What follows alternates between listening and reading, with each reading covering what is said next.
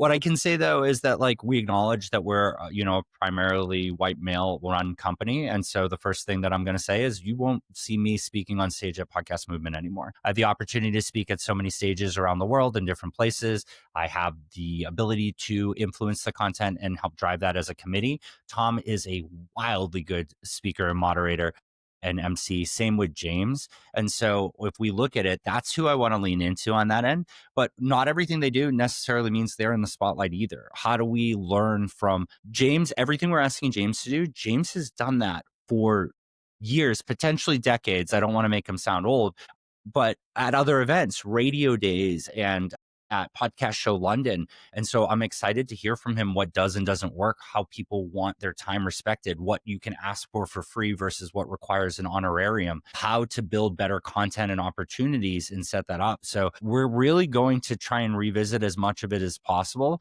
because there really is that line between like, this is where we want everybody's attention to focus. And this is where things that the audience and the attendees want to hear from. And this is what people want to pay to be able to say in a public forum and a recorded forum.